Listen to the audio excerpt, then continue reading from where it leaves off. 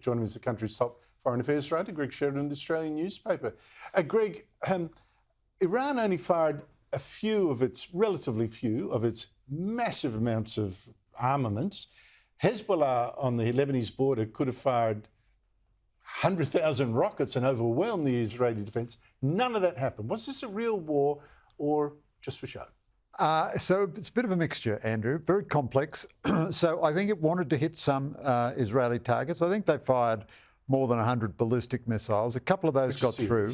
Yeah, a couple of those got through and hit an Israeli airbase, but luckily didn't do any damage. I think the Iranians are deeply embarrassed at how incompetent their strike was.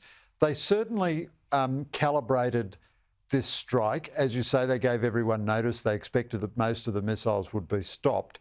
But I'm sure they thought that some more would get through than did get through. I think they needed to show their militia groups that they themselves, the Iranians, were prepared to put some skin in the game. Also, their US deterrence of them failed. Their deterrence of the US worked. So they attacked Israel, whether, with full venomous intent or not.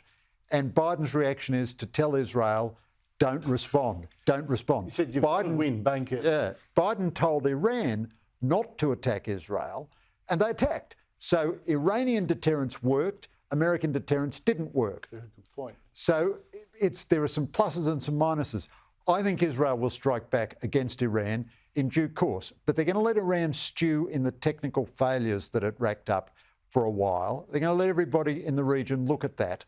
A new demonstration. Right, I'm very much struck by this. If you were right, and it wasn't just a Potemkin attack, it was for real, or semi-real, like I said, warnings and all that kind of thing, but that might explain for a start why Iranian television ran footage allegedly said, look what we've done, fire in the sky, things burning. It was actually a Chilean thing from Chile. Right. Footage that they'd pinched. What they've actually announced is how helpless they are and how good Israel's defences are. Absolutely. So it's still very unclear, because if they ever decide to make the full strategic strike, they'll send a lot more missiles all at once, and they'll get Hezbollah, the Houthis, the militias in Syria and Iraq to fire all at once too. But I think what you're seeing, so the Saudis and the Jordanians both actively helped Israel. So what you're seeing, the Middle East has a natural system of two alliances, the Sunni Gulf states minus Qatar, plus Israel, plus the United States, against Iran's Shiite circle of terror, which also embraces some Sunnis like Hamas. And what has stopped that from functioning well for Israel and the West is this dopey, idiotic policy that the Biden administration inherited from Barack Obama of trying to woo Iran into cooperation. So Donald Trump, and I'm not shy of criticising Donald Trump had a much more intelligent and effective policy. Isolate and contain Iran and reassure the Gulf Arabs. America only has to do that. It wouldn't cost it $1 more than it's spending now, and it's got everything it wants in the Middle East. I think that's absolutely correct, and I think people should recognise the protesters here seem to think that Israel's a pariah. What does it tell them that even after this Gaza war, you've got two Arab countries, Muslim countries, including Saudi Arabia, which are actively helping Israel beat Iran, because obviously they fear Iran more than they fear Israel.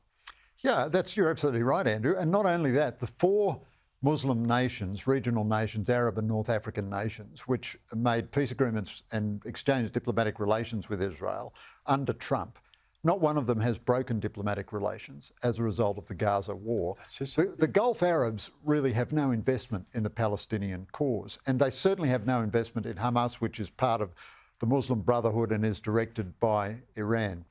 But there will come a lot of moments of truth quite soon. I think the Israelis will strike back at Iran. That's just my guess. I don't have any intel on this. I think they'll take their time. They'll let Iran stew in the juice of its technical failure. I don't think they'll hit the nuclear facilities, but I think they'll hit military facilities with missiles.